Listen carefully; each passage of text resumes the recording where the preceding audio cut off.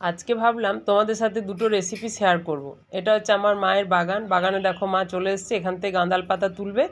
গাঁদাল পাতা দিয়ে কিভাবে সেটা বাটা হবে সেটা তোমাদের আজকে দেখাবো। তার সাথে দেখাবো চাষের গ্রামের বাড়ির থেকে খসলা এসছে, সেই খসলা দিয়ে আরেকটা রেসিপি, খসলা মানে হচ্ছে তিল, ওটা দিয়ে আরেকটা রেসিপি বানাবো। ওই দুটোই তোমাদের আজকে দেখাবো কিভাবে করা হয়, চলো দেখাই। তার জন্য কী করতে হবে, খসলাটাকে প্রথমে মিক্সিতে একবার ঘুরিয়ে খোসাটা ছাড়িয়ে ঝেড়ে নিতে হবে। তারপরে তোমার এটাকে ভালো করে ধুয়ে নিতে হবে, কেন যেহেতু চাষের জিনিস একটু বালি ধুলো থাকতে পারে। ভালো করে ধোয়া হয়ে গেছে, তারপর মিক্সিতে আবার ওটাকে দিয়ে একটা মিহি পেস্ট, পোস্ত যেভাবে বাটা হয় সেভাবে বেটে নেবো, যেভাবে সাদা তিল আমরা বাটি ওইভাবে বেটে নেব।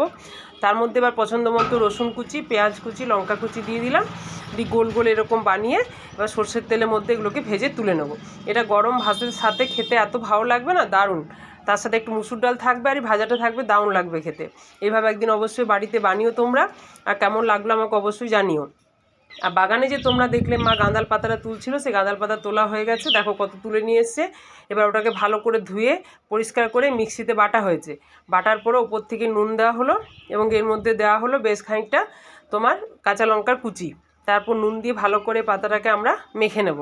মেখে নেওয়ার পর এবার কড়াইয়ের মধ্যে সর্ষের তেল বসিয়ে তাতে বেশ খানিকটা রসুন আর গোটা জিরে আর কাঁচা লঙ্কা, যে যেরকম ঝাল খান সেইভাবে এর মধ্যে দিয়ে দিতে হবে। দিয়ে দেওয়ার পরে যে পাতাটাকে আমরা বেটে রেখেছিলাম সেটা এর মধ্যে দিয়ে দেবো। দিয়ে ভালো করে কড়ার মধ্যে নাড়িয়ে চাড়িয়ে যতক্ষণ না জলটা শুকিয়ে আসছে এভাবে নাড়তে থাকবো। নাড়া হয়ে গেলে গরম ভাতের সাথে পরিবেশন করো।